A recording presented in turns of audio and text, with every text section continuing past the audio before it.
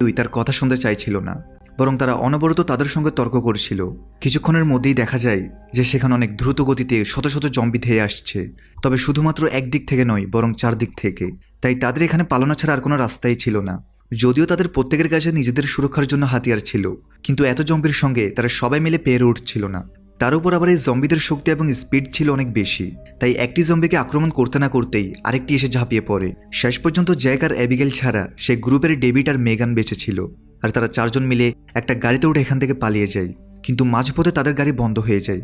তবে ভালো কথা, তারা অনেক দূরে চলে এসেছে। জ্যাক ডেভিড ও মেগানকে বলে তারা এখান থেকে আলাদা আলাদা হয়ে যাবে।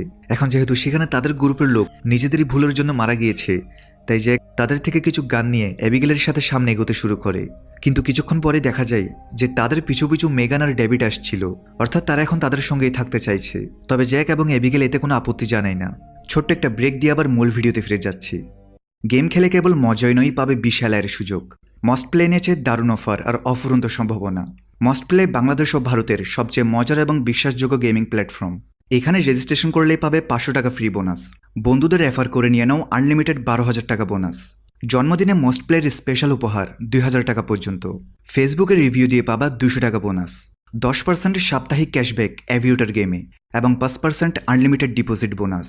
650% সল্ট বুস্ট প্রতিদিন 13,000 টাকা পর্যন্ত।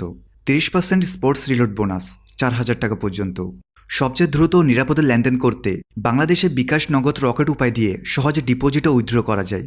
তাই এখনই পিন কমেন্টে গিয়ে মস্ট প্লে রেজিস্টার করে নাও। এআই এর সুযোগটি আর মিস করো না। এরপর তারা সবাই মিলে পায়ে হেঁটে অনেকটা পথ চলে আসার পর তারা সবাই ছোট্ট একটি টাউনের মতো জায়গাতে পৌঁছে যায়, যেখানে থাকার মতো একটি জায়গা ছিল। তারা আজকের রাতটা সেখানেই আশ্রয় নেয়, কিন্তু সারাদিন না খেয়ে থাকার কারণে তাদের সবার অনেক খিদে পেয়েছিল। তাই প্রথমে তারা সবাই মিলে অল্প কিছু খাবার খেয়ে নেয়। এরপর তারা যেই জায়গাতে আশ্রয় নিয়েছিল জ্যাক সেই জায়গার চারপাশে একটি ট্র্যাপ সেট করে ফেলে, যাতে করে কোনো জম্বি আসলেই ট্র্যাপের মধ্যে ফেসে যায় এবং তারা বুঝতে পারে যে এখানে কোনো জম্বি এসেছে। এরপর তারা সবাই মিলে একসঙ্গে একটা প্ল্যান করতে শুরু করে।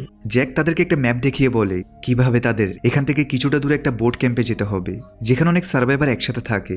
এখন যেহেতু শীঘ্রই মেগান একটা বাচ্চাকে জন্ম দেবে, তাই তাদের সেই ক্যাম্পে যাওয়া উচিত, যেন ডেভিড ও মেগানের কিছুটা উপকার হয়। আপাতত এর চাইতে বেশি জ্যাক তাদেরকে সাহায্য করতে পারবে না। এই বলে জ্যাক সেখান থেকে চলে গেলে তার পিছু পিছু অ্যাবিগেল আসে। সে জ্যাকের উপর প্রচণ্ড রেগেছিল, কারণ সে জানতো ডেভিড একা মেগানকে সেই ক্যাম্প পর্যন্ত নিয়ে যেতে পারবে না। তাই জ্যাক থেকে তাদের সাহায্য করা উচিত। জ্যাক তাকে বোঝানোর চেষ্টা করে আজকের সময় তাদের নিজেদের সিকিউরিটির ব্যাপারে ভাবা উচিত। তারা অন্য কারোর জন্য নিজেদের ঝুঁকিতে ফেলতে পারবে না।